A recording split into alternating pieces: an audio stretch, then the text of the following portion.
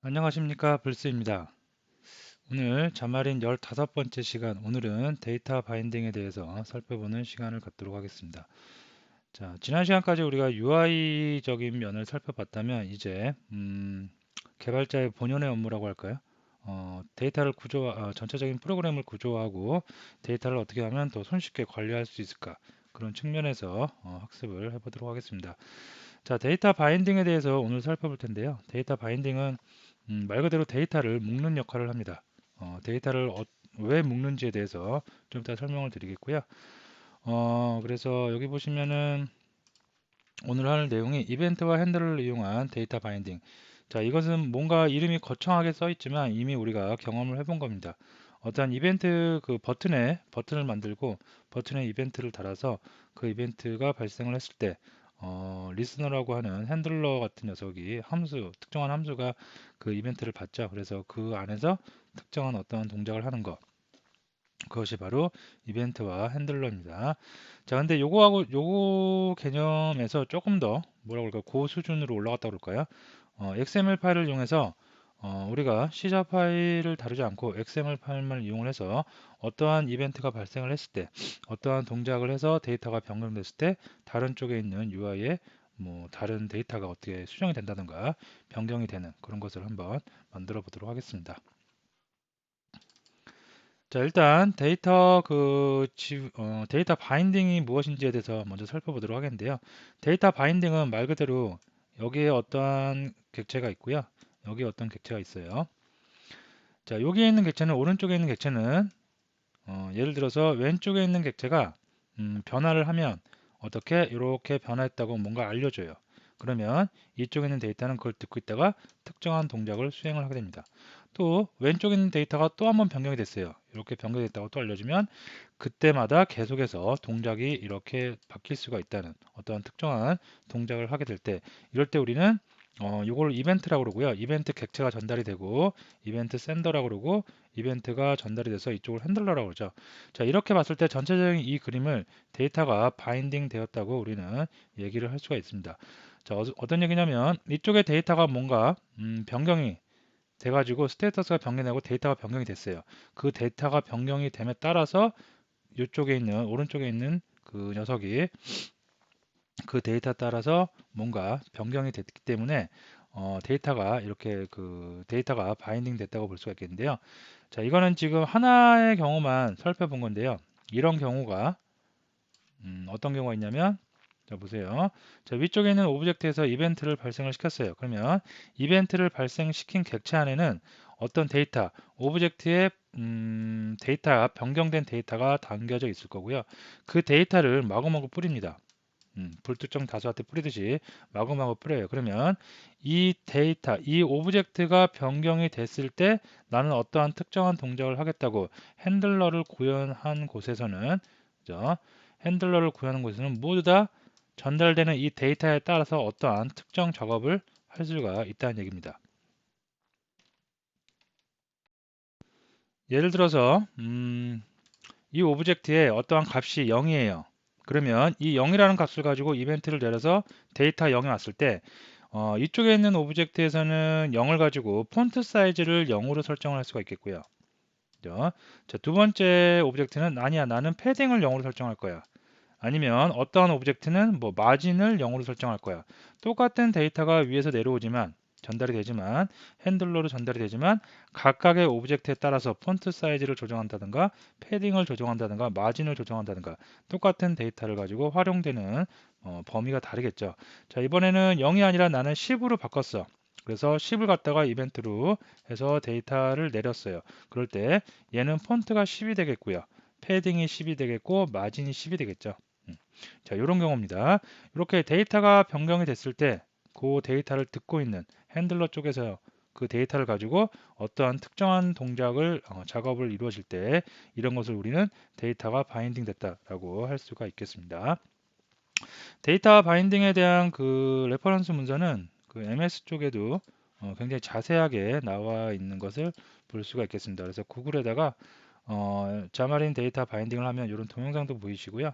그다음에 한번 클릭을 해서 들어가 보면 뭐 데이터 바인딩에 관한 문서들이 쭉 있고요.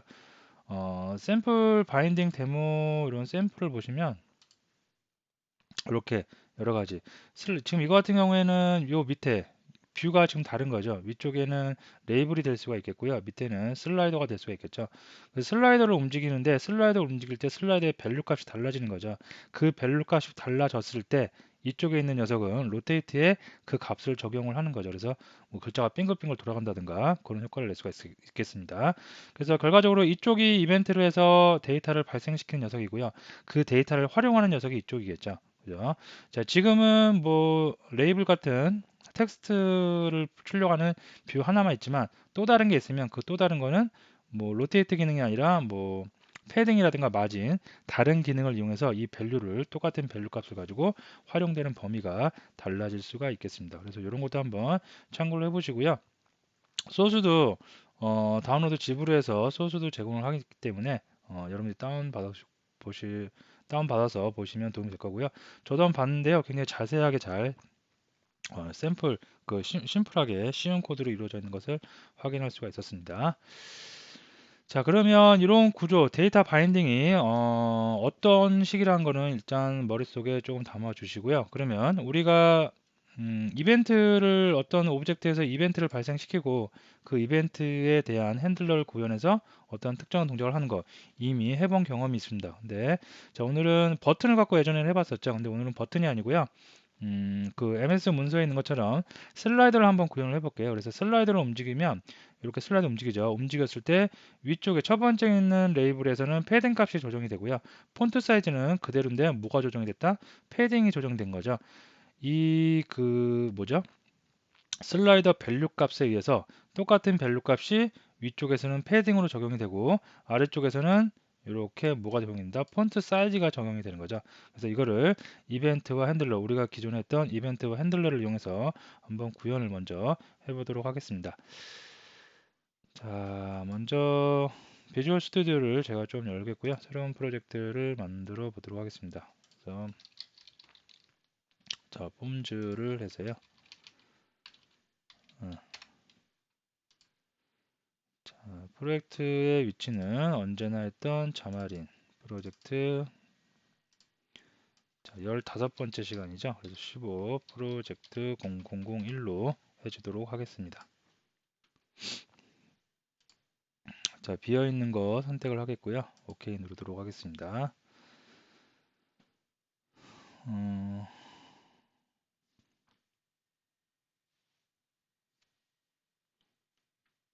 예, 됐고요. 자, 여기서 자, 페이지를 하나 만들어 보도록 하겠습니다. 그래서 구현할 기능에 따라서 페이지를 좀 분리를 해서 한번 보도록 할게요. 자, 컨텐츠 페이지를 만드는데요. 자, 페이지 이름은 뭐 데이터 바인딩이니까 데이터 바인딩 EX라고 할까요? 자, 첫 번째 01을 붙여줄게요. 자, 이렇게 해서 만들고 됐습니다. 자, 여기서 메인 페이지 이걸 좀 바꿀게요. 그래서 데이터 바인딩 EX 이걸로 바꿔주겠고요.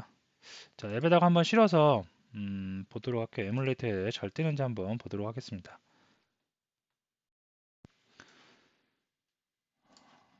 여기다가 탑재를 한번 시켜보도록 하겠습니다.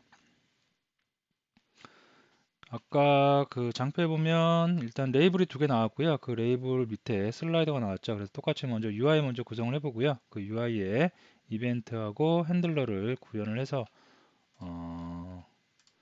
이벤트에 따른 그 다른 뷰들이 어떻게 변화가 되는지 한번 보도록 하겠습니다. 자, 빌드가 되고 있고요. 자, 빌드가 되고 있는 동안 멍하고 있긴 좀 뭐하니까 자, 먼저 조금 미리 코딩을 좀 해보도록 하겠습니다. 자, 스택에는 패딩을 좀 줘보겠고요. 백그라운드에는 뭐 요 정도 색으로 해서 구분만 좀 짓도록 하겠습니다. 자, 레이블인데요. 다 필요 없겠고 자, 텍스트에다가 아까 헬로우였죠. 그래서 헬로우 아이고 헬로우 네, 잘 뜬 거 확인되겠고요. 자, 그다음에 x 땡 네임에서 레이블 01이라고 일단 해주도록 하겠습니다. XML은 정렬이 좀 안되면 거기 불편하기 때문에 꼭 정렬을 잘 하는 습관을 들이시는 게 좋겠죠. 자, 백그라운드 컬러는 하얀색으로 해주겠고요. 그 다음에 폰트 어트리뷰트는 볼드로 해서 좀 잘 보이게.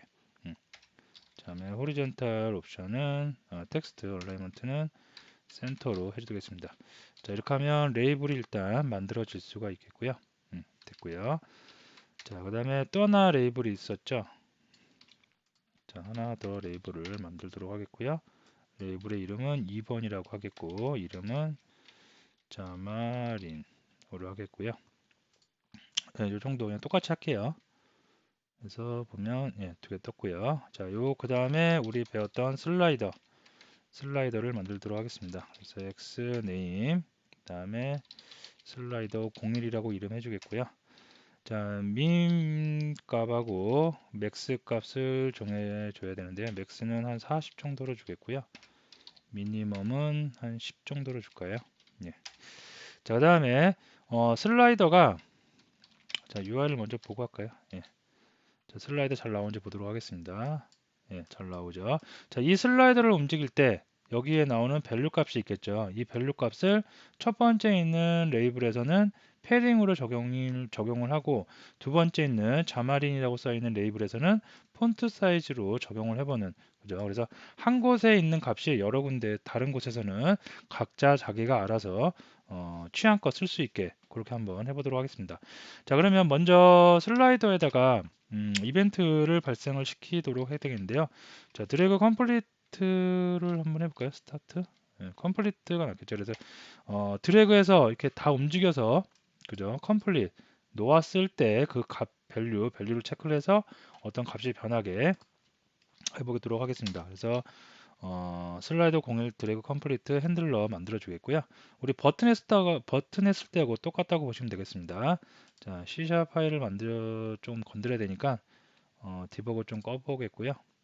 됐죠. 이렇게. 자, C# 파일 와가지고 이제 뭐 해야 돼요? 자, 한 개이기 때문에 안 해도 되는데요. 저는 하는 거를 좀 추천을 하죠. 슬라이더 샌더 해서 요거 전체에 뭘.id 됐고요. id가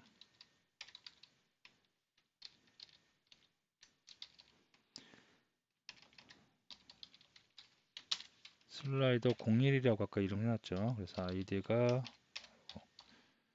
같으면 어떻게 해라. 그래서 이제 레이블 아까 레이블 01이었습니다. 01의 패딩 프로퍼티를 어떻게 조정해라.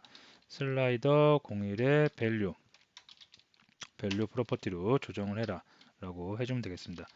자, 근데 이 밸류가 더블 형식이죠. 인트로 캐스팅을 해서 들어가면 좋겠죠. 이렇게 됐고요. 자, 슬라이드 2번에는 어떻게 슬라이드 1번의 밸류를 갖다가 레이블 2번에는 폰트로 한번 적용을 해보겠습니다. 그래서 폰트 사이즈로 적용을 해주면 되겠죠. 자, 이렇게 해주고 나서 됐나요?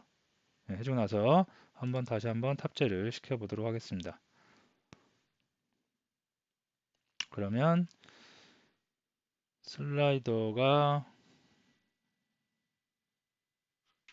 자, 움직여 보도록 하겠습니다. 움직이고 나서 드래그 컴플리트 되면 움직이죠. 저기 변하죠. 그래서 첫 번째 있는 레이블의 폰트 사이즈는 변하지 않죠. 왜? 첫 번째 있는 레이블은 패딩 똑같은 밸류 값을 가지고 슬라이드 1번에 있는 밸류 값을 가지고 어떻게 레이블 1번에는 패딩 값을 조정하게 설정을 해놨고요. 레이블 2에는 폰트 사이즈를 설정해놨기 때문에 레이블 2는 폰트 사이즈가 조정이 되는데요. 레이블 1은 어떻게 패딩 사이즈가 조정이 되는 이런 효과를 나타낼 수가 있습니다. 자, 이것도 데이터 바인딩이라고 볼 수가 있겠는데요. 자, 좀 수정을 할까요? 이거 좀 이렇게 움직일 때 같이 변하면 좋을 것 같아요. 그래서 이벤트를 좀 다시 만들어 줄게요. 이벤트를 이거 말고 value changed 변할 때 일어나는 value change가 낫겠죠. 그래서 이거를 좀 수정을 하면 요거 그대로 다 옮겨서 이쪽으로 붙여놓으면 되겠죠. 됐죠. 자, 디버그 중단하고 다시 한번 하도록 하겠습니다. 그러면 이제 드래그 컴플리트이 아니라 밸류 체인지니까 값이 변할 때 드래그를 하는 도중에 계속해서 이벤트가 발생을 하니까 좀 더 부드럽게 되겠죠.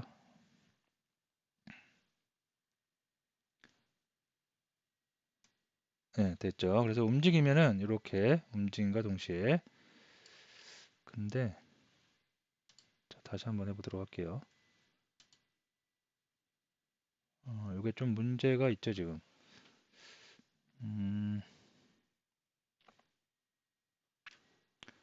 여기 초기 원래 갖고 있는 값들이 있는데 얘 초기 값이 적용이 안 된 거죠. 그래서 움직이면은 예, 깜빡이면서 다시 초기화 되죠. 자, 요거는 자, 함수를 하나 만들까요? 그래서 처음에 프라이빗 주면 될 것 같고요. 처음에 이닛 됐을 때 프로퍼티를 적용할 수 있게 받을 수 있게 그래서 레이블 01점 패딩 요 그대로 다 복사해오면 되겠죠. 그래서 처음에 그 화면이 뜨면 한번 이 함수를 호출을 해갖고 초기 설정을 슬라이드에 맞게 초기 설정이 한번 될 수 있도록 한번 바꿔주도록 하겠습니다. 그러면 좀 부드러워지겠죠.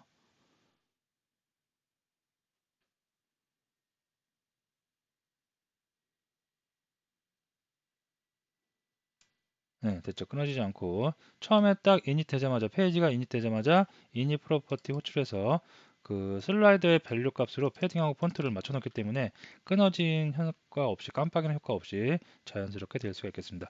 자, 이렇게 이벤트하고 핸들러를 이용해서 우리가 구현할 수 있는데 이 방법은 버튼을 이용해서 우리가 이미 살펴봤던 내용이죠. 자, 이거를 자마린에서는 그 바인딩 컨테스트라고 그래갖고요.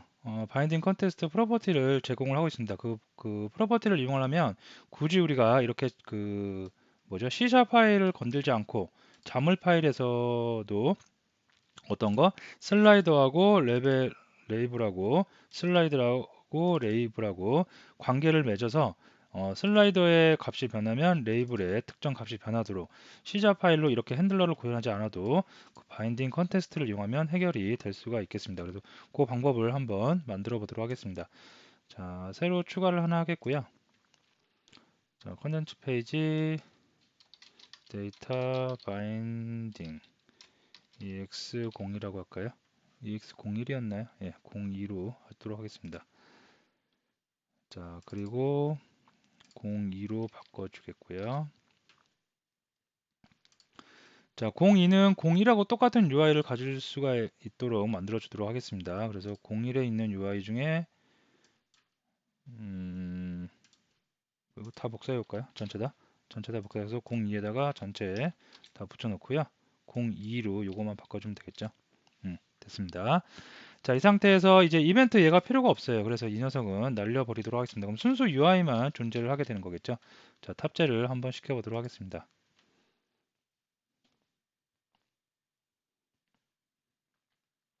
자, 탑재하는 동안 자, 장표를 보면 방금 첫 번째 장표, 이 장표가 어떤 UI에서 데이터를 내리면 그 데이터를 듣고 있는 핸들러를 이용하는 녀석들이 각각 이렇게 실행이 되는 이런 거였는데요.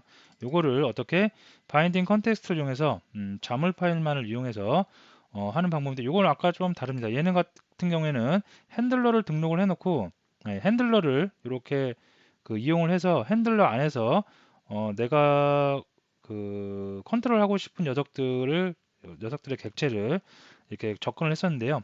자, 이거는 좀 다른 게 어떤 오브젝트의 값이 변하면 어떤 데이터가 변동을 하면 나도 그 데이터를 듣고 있다가 그 데이터가 변동함과 동시에 나도 같이 그 데이터를 쓰겠다라고 해서 데이터 쪽으로 내가 좀 귀 기울이 있다고 보시면 돼요. 그죠? 나는 이 데이터가 변할 때 나도 뭔가 변하겠다 하면 이렇게 연결고리를 갖고 있고요. 이게 데이터 바인딩 컨테스트입니다. 그리고 나는 데이터가 변하든 말든 나는 상관없다. 그럼 이걸 끊어버리면 되겠죠. 그죠? 그래서 그 밑에 있는 녀석들이 능동적으로 위쪽 어떤 데이터가 변하는 곳 쪽에 이렇게 관계를 맺는 거, 그죠? 그걸 한번 해보도록 하겠습니다. 자, 떴나요? 예, 떴죠. 그래서 보시면 예, 이벤트 핸들러가 없기 때문에 뭐 변화가 없습니다. 그죠? 그리고 방금 만든 거에 C# 파일에도 이벤트 핸들러가 전혀 없어요. 자, 이거는 이제 건들지 않고요. 여기서만 그 바인딩 컨테스트를 이용을 해보도록 하겠습니다. 자, 바인딩 컨테스트는 이제 신화를 보면 이 슬라이더의 값이 변할 때 레이블 이 녀석과 레이블 이 녀석의 특정한 값을 우리는 변화시키고자 해요. 그러면 레이블 이 녀석과 레이블 이 녀석은 그죠? 슬라이더를 바라보고 있어야 돼요. 일단 그리고 슬라이더의 어떠한 값, 여기서는 밸류죠. 그죠? 밸류 값이 변하는지를 또 알아야 되겠죠. 그러면 두 번 작업을 해줘야 될 것 같아요. 이 녀석과 이 녀석은 이 녀석을 바라보는 작업을 한번 해줘야 되겠고요. 그래서 우리가 타겟이라고 합니다. 그래서 타겟이 무엇인지 설정을 해줘야 되겠고요. 그 타겟의 어떠한 속성을 변화시키는지 또 작업 여기다가 명시를 해줘야 됩니다. 자, 그래서 해주는 방법은 바인딩 컨텍스트라는 프로퍼티를 넣어주면 되겠고요. 자, 바인딩 프로퍼티에다가 값을 넣어줄 때, 그죠? 이렇게 중괄호를 쳐줍니다. 이걸 이제 바인딩 표시를 하는 그 뭐 표시라고 할 수가 있겠고요. 이렇게 중괄호를 표시고 해주고, 다음에 자마린의 네임스페이스를 따른다고 해서 x, 그 다음에 레퍼런스 어디에 있는 것을 나는 따르겠다. 그 다음에 네임을 넣어주고요. 네임 넣어준 다음에 어떤 거? 슬라이더 01이죠. 그래서 슬라이더 01을 따르겠다. 자동 완성도 되는데요. 예, 슬라이더 01을 이렇게 따르겠다. 이렇게 넣어주면 되겠습니다. 그러면 이게 이제 타겟 설정이 된 거예요. 나는 누구를 바라보겠다? 이 녀석의 값을 바라보겠다. 라고 설정을 한 겁니다. 자, 바라보고 있어요. 바라보고 있는데 이 중에서 이 녀석이 변하는 값 중에 어떠한 값을 나는 내가 갖고 있는 어떤 프로퍼티에 적용을 하겠다. 자, 나는 패딩에 적용을 하겠다. 그러면 패딩에 적용을 하고 또 바인딩 나옵니다. 그래서 바인딩 해주는데 나는 그 패스라는 것을 써주고 있고요. 그 다음에 이 녀석이 갖고 있는 것 중에 밸류 값, 밸류 체인지에서 나오는 밸류 값을 가져오는 거죠. 그래서 여기다가 밸류를 넣어주시면 되겠습니다. 이거는 왜 그러냐는 없고요. 그냥 이렇게 문법 구조가 이렇기 때문에 우리가 따라가야 되겠습니다. 됐죠? 이거 중괄호가 하나겠죠? 네, 됐죠? 자, 그럼 이걸 똑같이 써주면 돼요. 두 번째 레이블. 나는 슬라이더 01을 바라보겠다. 그 중에서 나는 그 값 중에 밸류 값을 나는 폰트 사이즈에 적용을 하겠다. 그래서 바인딩을 해주겠다. 바인딩 해주겠다. 그 다음에 패스, 그리고 패스는 value를 이용을 하겠다. 네, 이렇게 해주면 끝납니다. 간단하죠? 그 C# 파일을 이용하지 않아도 돼요. 그냥 이렇게 자물 파일만 이용해서 아까는 슬라이더가 핸들러를 이용해서 이 녀석들을 컨트롤하는 거였다면 이제 슬라이더는 누가 누구를 컨트롤할지 몰라요. 이 녀석은 그대로 두는 겁니다. 이걸 우리가 타겟이라고 그러는데요. 타겟은 그대로 두고 내가 값이 변하는데 알아서 내 값이 변한 값을 이용할 사람은 이용해. 그래서 이 녀석도 이용하고 이 녀석도 이용하는 거예요. 그래서 이용할 때는 바인딩 컨텍스트에서 레퍼런스 어느 객체를 나는 참조하겠느냐 먼저 정해 주시고요. 그 객체에 어떠한 값을 나는 또 이용을 하겠다. 그리고 어디에다가 이용을 하겠다 정해 주시면 되겠습니다. 자, 됐으니까 한번 해볼까요? 해보면 이렇게 네, 변화를 주면 변할 수가 있겠죠. 그죠? 패딩 값이 변하고 폰트 사이즈가 변한 것을 확인할 수가 있겠습니다. 예, 요게 자물 파일 바인딩 컨텍스트 프로퍼티를 이용한 데이터 바인딩이라고 할 수가 있겠습니다. 자, 이렇게 해서 데이터 그 바인딩을 해봤는데요. 굉장히 편리한 기능인데 뭐 C샵 그 자마린 쪽만 그런 건 아니고요. 대부분의 프로그램이 이렇게 해서 기능을 구현해놓고 보면 지금 중복된 코드가 있어요. 이것도 중복되고 이것도 중복되죠. 그죠? 그리고 바인딩 이러한 부분도 중복된다고 볼 수가 있습니다. 그래서 이거를 하나로 표시한 또 이렇게 써도 되고요. 하나로 좀 더 간결하게 표시하는 방법도 있습니다. 자, 그걸 한번 해보도록 하면 파일 하나 더 만들게요. 여기다 그냥 해도 되는데 여러분들이 나중에 이 소스 파일을 다운 받으시는 분들은 좀 보기 편하게 구분 짓는 게 좋겠죠. 그래서 바인딩 ex03이라고 할까요? 데이터 바인딩 02까지 갔죠. 데이터 바인딩 03. 예, 됐습니다. 자, 그리고 이거를 03으로 좀 수정을 하겠고요. 자, 03 같은 경우에도 02랑 똑같이 갈 겁니다. 그래서 그대로 한번 카피를 해올게요. 자, 카피해서 전부 다 지워버리고 붙여놓고 3으로 바꿔주도록 하겠습니다. 자, 이걸 이제 한 줄로 만드는 건데요. 03에서는 어떻게 만드느냐? 요거의 내용을 어디로 이 안에 넣는 겁니다. 그래서 일단 요걸 좀 지울까요? 지워버리고 자, 바인딩에서 그 어떤 타겟을 정하는 부분을 그 소스라고 합니다. 그래서 소스 SOURC 소스 주고요. 아이고 지워버릴까요? 소스 주고 그 다음에 여기다가 바인딩 하는 거 X 레퍼런스 주면 되겠습니다. 그리고 네임은 슬라이더 01 타겟 정해주는 거겠죠. 중괄호가 하나 둘 됐고요. 그 다음에 여기다가 이제 뭘 정한다 패스까지 정해주시면 되겠습니다. 패스는 value로 이렇게 그래서 여기 보면 이렇게 두 줄인데요. 두 줄을 이렇게 한 줄을 좀 요약했다고 보시면 되겠죠. 그 요약을 해서 소스 타겟을 정해준다. 여기에 있는 녀석 이 녀석이죠. 이 녀석에 있는 뭘 나는 패스를 어디에 나의 패딩에 적용을 하겠다는 얘기입니다. 그래서 이것도 그대로 복사해서 어디 여기다 이렇게 놓고요. 그 다음에 나는 폰트 사이즈에 적용을 할 거예요. 그러면 폰트 사이즈 주면 되겠죠. 그리고 이 녀석들은 다 지워버리면 될 수가 있겠습니다. 됐죠. 자, 탑재를 한번 시켜보면 뭐 두 줄로 쓰나 한 줄로 쓰나 뭐 그렇게 큰 그 불편이 없으시면 본인이 그냥 쓰기 편한 대로 쓰시면 되겠습니다. 저는 개인적으로 두 줄 쓰는 걸 더 좋아하는데 대부분의 레퍼런스 문서는 좀 간략하게 해서 한 줄로 쓰이는 경향이 있더라고요. 개인 취향이니까 그렇게 쓰시면 되겠고요. 잘 되죠. 이렇게 변경을 할 수가 있겠습니다. 자, 그 다음에 해볼 거는 뭐냐면 이렇게 되어 있는데 이것도 보면 이 부분 다 공통된 부분이죠. 그래서 이것도 한 번만 써주면 좋겠죠. 그래서 이런 뷰들을 감싸고 있는 뷰가 스택 레이아웃이죠. 그래서 스택 레이아웃으로 상위 위 레벨로 이걸 올려요. 올리고 실제로 내가 필요한 건 요것만 있으면 되겠죠. 요것만. 그래서 요것만 취하는 방법을 한번 보도록 하겠습니다. 자, 이거 좀 중지시킬게요. 중지시키고 페이지를 또 하나 만들어 보도록 하겠습니다. 그래서 콘텐츠 페이지에다가 데이터 바인딩 EX04라고 해서 만들어 주겠고요. 04로 수정을 해야 되겠죠. 됐고요. 자, 04도 03하고 똑같은 녀석이니까 그대로 전체 카피해서 지워버리고 어떻게 04로 요거만 바꾸면 되겠죠. 자, 지금 중요한 거는 우리가 C# 파일을 건든다 안 건든다 전혀 안 건들고 있습니다. 자물 파일만 이용을 해서 순수 자물 파일만 이용해서 뭘 한다? 그거 하고 있는 거죠. 저기 그 데이터를 바인딩 하고 있는 것을 볼 수가 있겠습니다. 자, 그러면 여기서 이제 그 스택 레이아웃으로 공통된 부분을 올릴 거예요. 그럼 여기다가 뭐예요? 바인딩 컨텍스트 써주면 되겠죠. 바인딩 컨텍스트 나는 어떤 것을 레퍼런스 할 거예요? X 레퍼런스 그리고 이름은 뭐예요? 네임은 슬라이더 01이에요.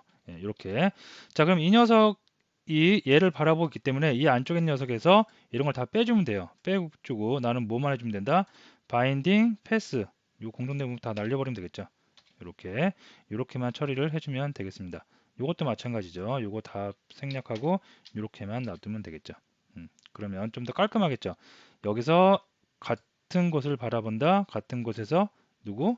나는 이 값을 패딩에 적용하겠다. 이 값을 폰트 사이즈에 적용을 하겠다. 자, 실행을 한번 해서 탑재를 해보도록 하겠습니다. 그러면 데이터 바인딩이 잘 됐는지 확인을 할 수 있겠죠.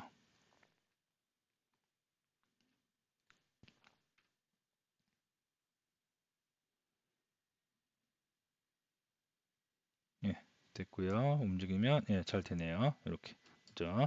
그래서 이런 방법도 있다는 거 알아두시면 되겠습니다. 자, 정리를 한번 해볼까요? 정리를 하면 처음에는 핸들러 이용하는 방법이에요. 그래서 핸들러를 이용해서 이렇게 핸들러 직접 구현하는 방법. 근데 불편하고 코드가 길어지고 유지보수 하는데도 조금 번거롭겠죠. 그래서 데이터 바인딩을 할 수 있다는 것. 첫 번째 방법이 바인딩 컨텍스트 이용하고요. 여기다 타겟 정해주고 다음에 어떠한 값을 이용할 건지 이렇게 기술을 해주시면 되겠고요. 요거를 하나로 뭉쳐서 쓸 수 있는 방법이 있죠. 요 내부적으로 소스라는 키워드를 이용해서 어디로부터 여기로부터 이 값을 어디에 적용을 하겠다 이렇게 정의를 하실 수 있겠고요.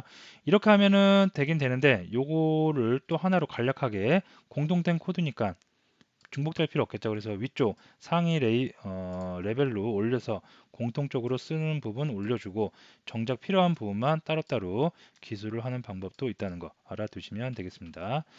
자, 오늘 이래서 데이터 바인딩이 무엇인지 좀 개념을 잡으시면 좋을 것 같고요. 그 다음에 데이터 바인딩을 하는 방법, 바인딩 컨텍스트를 이용해서 자물 파일에서 쉽게 우리는 언제든지 수정할 수 있다는 거, 그거를 알아두시면 되겠습니다. 자, 오늘 수업 여기서 마치겠고요. 다음 시간에는 데이터 바인딩을 하는데 오늘은 순수 자물 파일만 갖고 해봤어요. 근데 C자 파일을 가지고 해야 되는 경우도 생기겠죠. 그래서 C자 파일을 가지고 순수 C자 파일만을 가지고 데이터 바인딩을 하는 방법에 대해서 살펴보겠습니다. C자 파일을 이용할 때도 오늘 사용했던 뭐예요? 바인딩 컨텍스트 프로퍼티 그대로 이용하고요. 그 다음에 바인딩 클래스가 있어요. 바인딩 객체를 이용해서 바인딩하는 방법도 한번 살펴보도록 하겠습니다. 자, 오늘 수업 여기서 마치도록 하겠습니다.